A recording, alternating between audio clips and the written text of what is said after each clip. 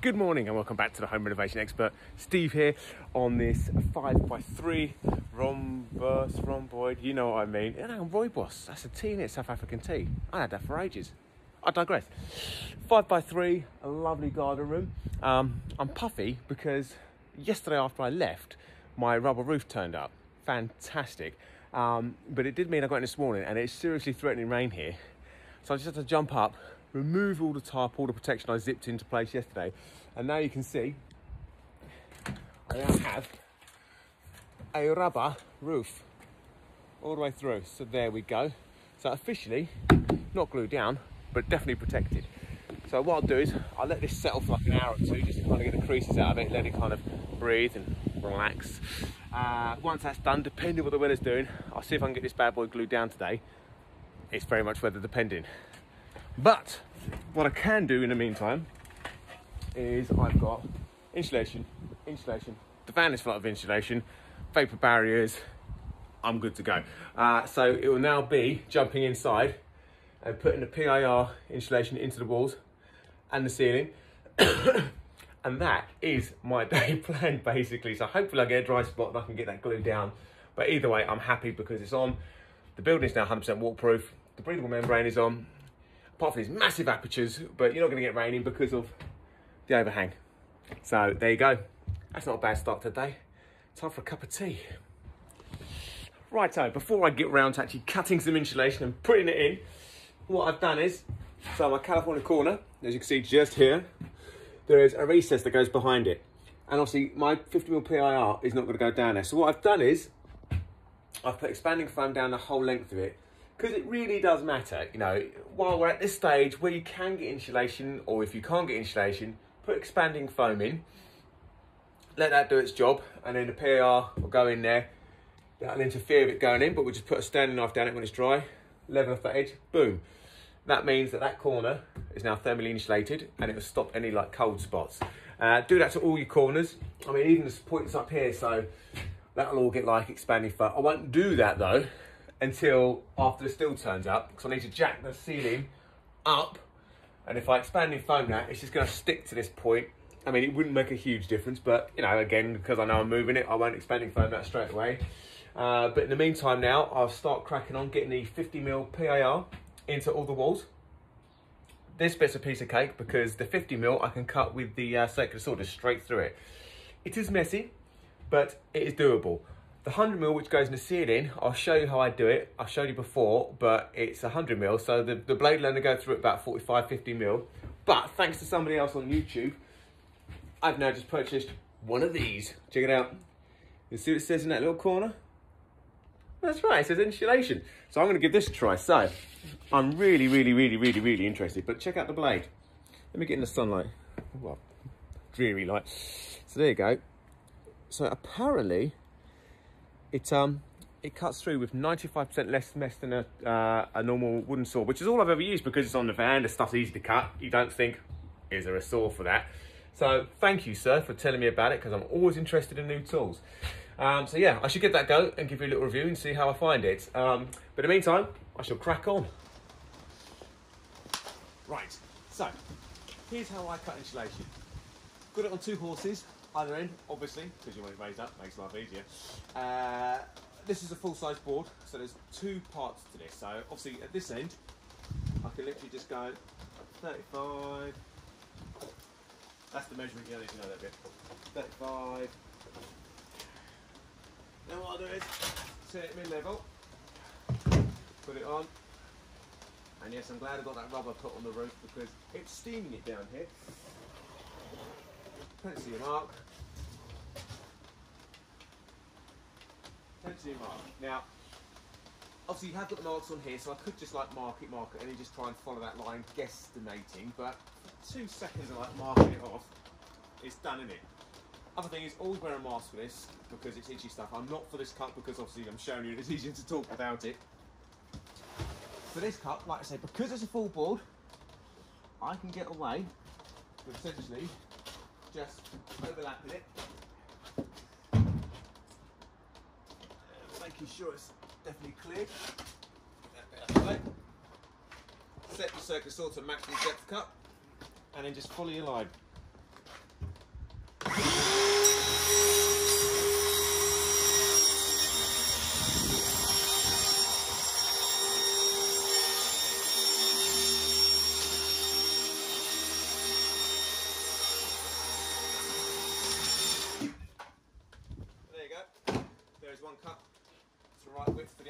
working on. So I'll go back, measure the height, mark it off, but this time I'll just use a saw because it's easier than using that. So once I've got my measurement mark, draw the pencil mark, grab the saw, overhang it over here, zoom straight through, done. Use that bit for the next bit, but I'll show you in a second what I do now. This is a bit stumpy because if I overlap it too far, it's just going to pivot and fall.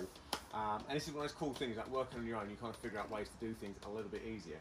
So I shall show you that in a moment. Righto, and here's the other way to do it, like I say, when you can't sort of compensate for it kind of falling over.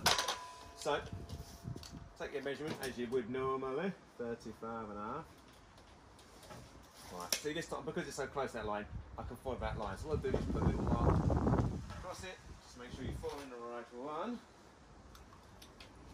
And then what you want to do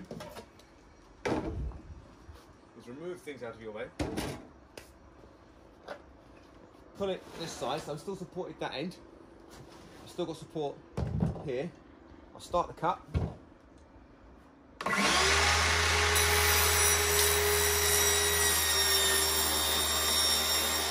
Stop it about there, so before you're going to come into contact with your horse, bring it up and over and down. It's now supported on that end.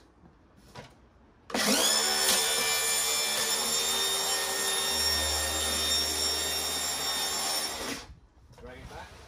So essentially you're cutting in between the horses, but you're always supported, not trying to like hold it and cut it and faff and fart around.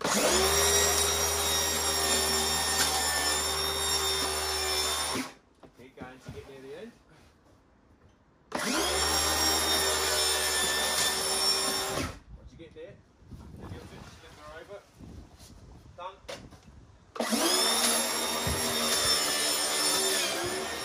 And there you go. You've actually cut it all in your Jack Jones without trying to sort of weirdly balance it and bits and pieces falling off. Simples. I hope that helps because it definitely helped me once I kind of tweaked that. Because you know, if you're somebody else, sometimes they can hold the other side of the ball, keep it pinned, and you can just run it. It's a lot easier. But this way it's just as easy. Just always be very aware of where your horses are, especially if like me, you've got metal ones, because if you do hit it, it will jump like a mother. So health and safety first. Glasses, mask with this stuff, done. Righty dokie, so once you've cut some insulation, you're going to put it in your walls, okay? Now, what you want to do is you want to cut it and measure it so that it's going to fit in and it's going to give you a little bit of resistance. How do you do that? It's trial and error. You basically take the measurement, transfer it, and then hopefully it all goes well. Some of these are going in like tough as old bricks. You have to really force it, boom. Others are just sort of slotting in merrily. But it doesn't matter which way. The most important thing is that once it's in, you want it up against the back of the OSB. So it wants to be sat flush against hither. And then once that's in, I will go around and any that are like loosey-goosey, I'll basically get some 90mm nails. So I've got a couple of like badly sort of jointed ones. I'll take these off, individualise them, and essentially just tack them through, boom, boom, just to kind of keep stuff in place. I won't use a nail gun because that'll just shoot straight through. So just hammer them in with the old-fashioned way of doing it.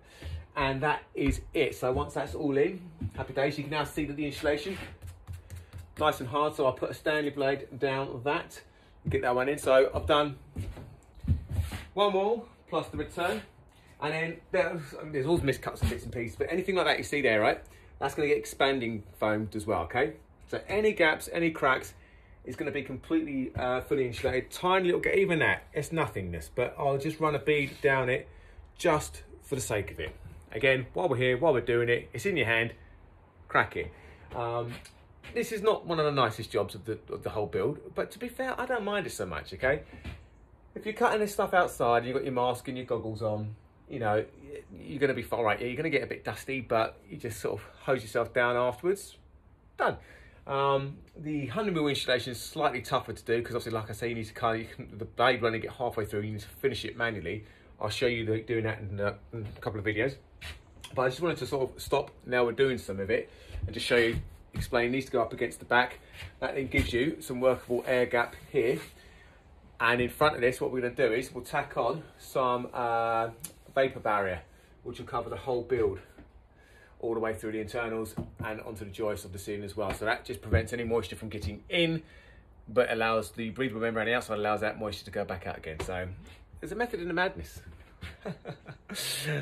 Well, it could just be madness. It's hard to say. It's Friday, so you know, hard week, all that sort of jazz. But anyway, right, I'll get some more cut and then start filling up these walls. Right, look what turned up. This is supposed to be here Monday, but it's here today. That's awesome. I love it. And I thought, you know what? A good opportunity to show you how I actually cut the steels. So this bad boy is 120 by 80 by 5mm thick. Okay, so top tip first, straight off the bat, double check the measurement. Measure it 2-3 times before you transfer it to steel, so you know you're cutting it right. Once you've got your pencil mark, square it off, mark it like that. Now, maybe you can't see, but there's a bit of wood down that end keeping it off the ground, a bit of wood here keeping it off the ground, and there's another piece here, okay? Now this one, purposefully, has flex, so as I cut, it will begin to fall down away. The trouble sometimes with like putting it on something that's completely even is, as you start to cut through, it can bind the blade. You really don't want that. So get everything prepared. Safety is of the utmost. So this will be noise cancelling headphones. These things are bloody brilliant. Big wraparound goggles. Don't just do it with like normal ones. You want the wraparound ones. Will be my top suggestion. Long sleeves. It won't take long to get through. So even on a hot day, just chuck it on for the sake of it. And then basically cut it. So in here, this is a 9-inch, and it's just a Bosch metal cutter. They last for donkeys. This is the same ones that I use for cutting these steel rods. Absolutely brilliant. So what I'll do is, obviously I won't be able to talk during this, but once I get going, you can watch me do it.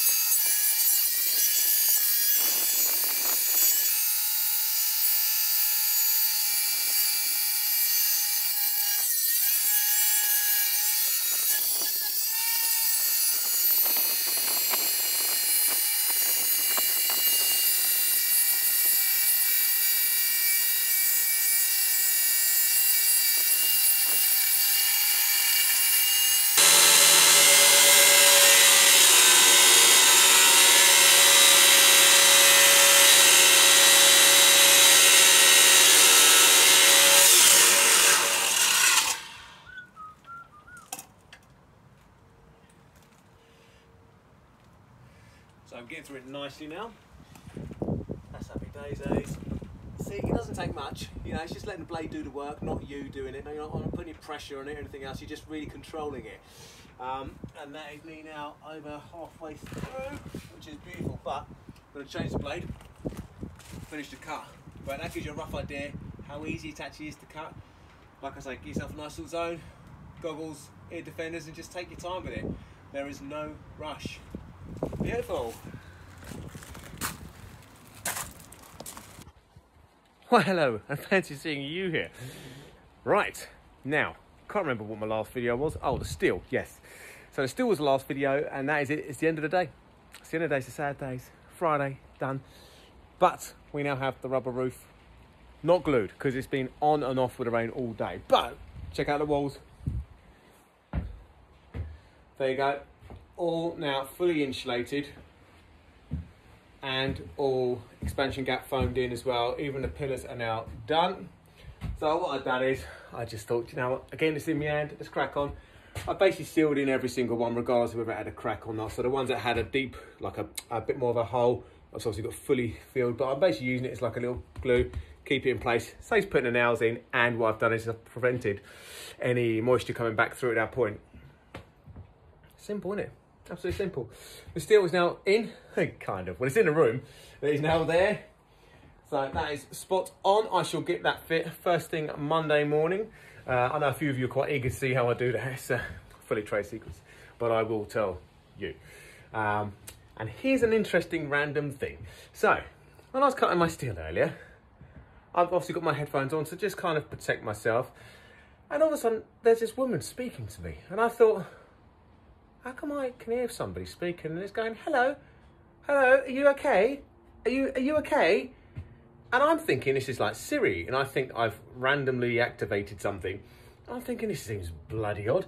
To the point it was then like, excuse me, hello, do you need assistance now? And I'm like, I think this is actually somebody talking. This isn't just like Siri doing the tizzy. So I've stopped my cut and I've gone, hello, is there somebody there? And she's like, yes, do you need any assistance? I'm like, no, I can cut this on my own, thank you. She goes, you're through to the emergency services. Do you need fire, ambulance and police? And I was like, oh God, no. I said, no, sorry. I'm just here like cutting something in somebody's garden. I said, I'm so sorry, I must have misdialed you. I said, but I haven't even got the phone in my hand. And what had happened was that the phone that was doing the videoing of me cutting the steel, the wind had blown it into the wall. And somehow this had just made it decide, oh, there's been an accident or whatever. I must now call the emergency services. And so my phone disconnected from my headphones, the one that I'm recording now, transferred to the other, my work one, and was phoning up the emergency services. And I was just left there going, this is a very strange situation. To the point that, and I didn't even know this happened, so this is good like Apple stuff. My brother then phoned me back about 2 minutes after I hung up on her to say, bro, you all right? Is your wife okay? Is Gamma and your son all right? I'm like, yeah, why? He's like, I just had a text message, an emergency thing, to say that you've been in an accident or you're calling for emergency help. He goes, I just needed to know if he was all right. I mean, that's pretty cool. So there you go. For all of you like Galaxy, Samsung people or whatever the other phones are, does yours do that? I'm not going to start this because actually I like all phones. But yeah, I was quite surprised at that. So there you go. There's a little anecdote to finish off the week. Next week, like I say, Monday, steel up and in. It'll then be getting the first fix electrics in for the lights in here and the canopy. It'll then be insulating the roof. Once that's done, it'll then be getting the vapor barrier, which is down there, being all vapory. That's going to be put on all the walls and the ceiling, and then plasterboarding, and then yeah, just really pushing it forward. These are here ready, so these are going to be my mattresses. So there's going to be a telly going here, about 60-inch or so I've been told. Yes, quality. You go, Stuart. It's got to be done. So I'll put the mattresses in across this one, and this one as well, just so I know that when the fixings go on, if it's the bar one, we can zip in somewhere. If it's just one of the ones that's kind of got the central lock-in system, it doesn't matter. We've got 18mm OSB, which will carry the lot. So that'll be going in as well before I vapor barrier, because it's a bloody lot easier to do before you vapor barrier. The other thing that I generally do as well is I put in a bit of tube, bit of 40mm pipe, from sort of give or take 10 inches off the floor to sort of around here somewhere, sort of the middle of the TV, so that we can poke down HDMI cables, so that if the client decides to get a unit for like PlayStation or whatever, DVD player, then they can obviously have the cables coming out there, and there'll be one of those little fluffy boxes that the cables can come out through. Makes it a lot easier to feed, and then the whole thing is like, you don't see any cables, which is what we want. It's a brand new build. We want it to look good. We want it to be streamlined. So now's the time to do it. Apart from that, that is it. Happy days. I will be back, ironically, Sunday, because I'm nipping back to a job, the big Western Red Cedar one, to give it another coat, which will finalise that one as well. So I think the electrics are probably on at this point, so it'd be quite cool to see it alive and kicking. So apart from that, I'll see you Monday. You might see me Sunday. Happy days, have a great one. Don't forget, like, subscribe, hit the bell icon, all these things, because it just really, really helps me out. Any questions, ping them below, and I'll get back to you over the weekend. See you later, guys. Bye.